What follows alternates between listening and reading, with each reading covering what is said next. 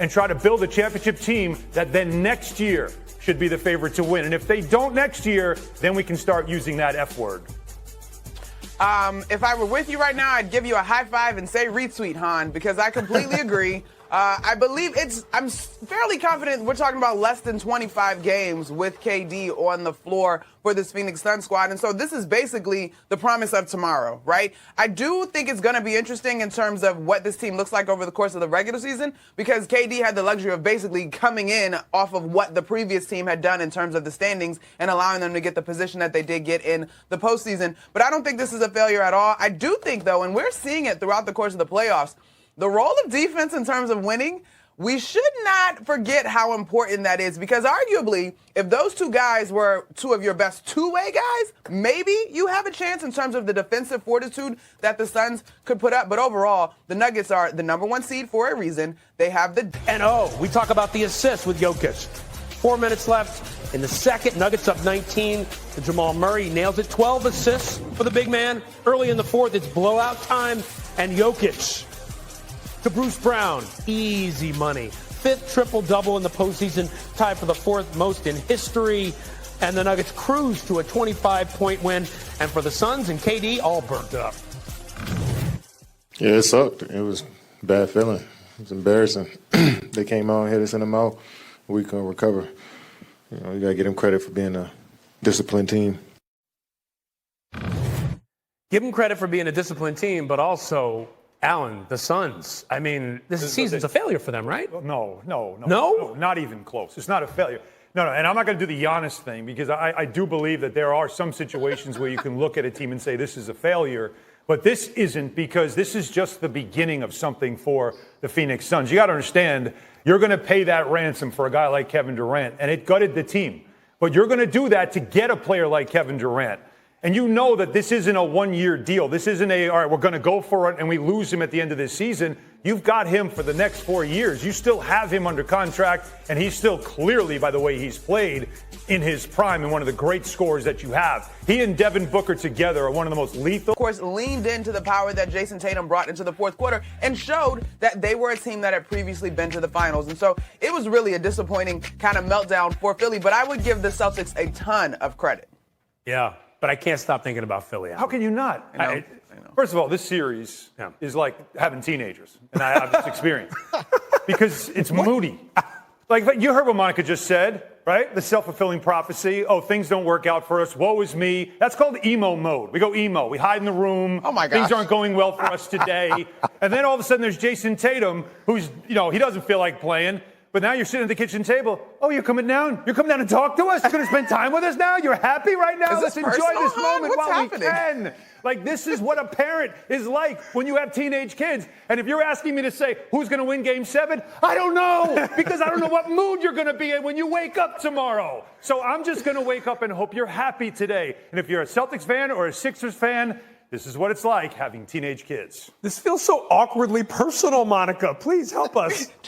Just a little bit. I will say that in my teenage years, in my household, it was don't come downstairs unless you got yourself together. You can figure it out upstairs because we pay the bills around here. And therefore, I do think right now that is sort of the way that maybe Joe Mazzulla. 5. You got Chris Paul's injury history. You got Ayton up and down. I mean, this is a team that doesn't have a lot of time. We're going to explain it. It doesn't make any sense. I can explain it as best I can just saying this, that you've got 3 guys leading a team that struggle to close the deal. And that, of course, since Doc Rivers won a championship with Boston, that has been his record now, 17-34 in attempts to close out a series. That's not a great record. So we start there because your coach has got to recognize that your best player is not getting the ball.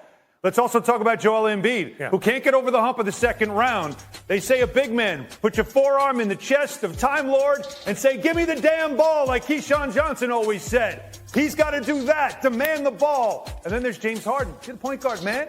How do you not recognize that your best player is not getting the basketball to close out this game, to finish the job? The knockout punch never came, and now you've got to play a Game 7 with 3 guys who clearly don't know how to win. Yeah, and you know what? Being from Philly, we're used to epic collapses, but this, especially seeing Embiid saying, I didn't get the ball, I'm expecting him to yell and scream and be upset. Monica, the Philly only scores 13 points in the fourth. How big of a meltdown was this for Embiid and the Sixers?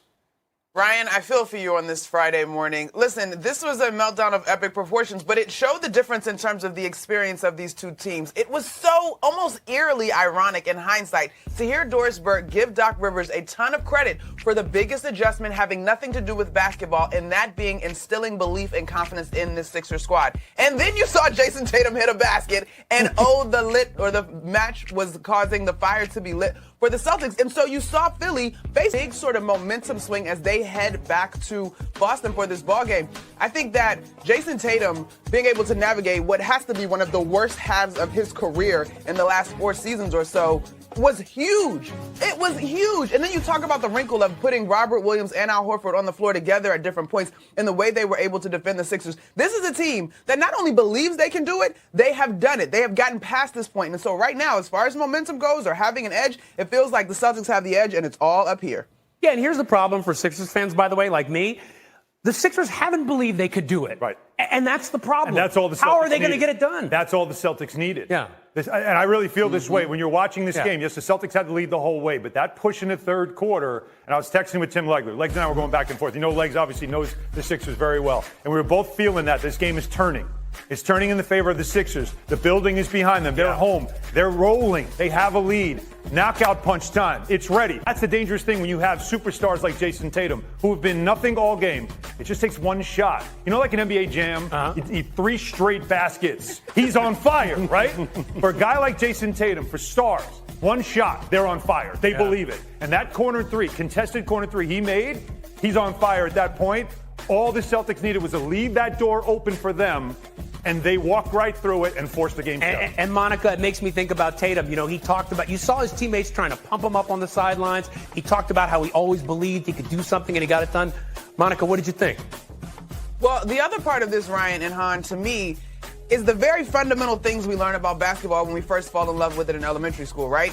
Basketball is a game of runs. And you give the Sixers a ton of credit as we look at what Jason Tatum was able to do in the fourth quarter. You give them a ton of credit for overcoming 16-point deficits, not once, but 2 times in the course of this ballgame. But it felt as if they thought that they had done the work already, right? So you go back to this, and you can't pat yourself on the back until the mission is completely accomplished. Now, I'm with you, Ryan, as far as who's responsible for this. I'm really now sitting and evaluating what I've observed as far as the Sixers' personalities, because there's no way your MVP doesn't call for the basketball. I'm with you, Han, right? Like, give me the ball. I've been having a successful game. What are we doing, right? Somebody on that squad, and I don't think it's Doc Rivers, has to say, we're not going out like that. Yeah, indeed. I mean, and that's what it comes down to with this team. Their stars. They got their star points a game in the playoffs as a duo with no one else really kicking in. And what we've talked about in the playoffs, a good playoff team, is depth. So to me, the pressure now is on James Jones, the general manager,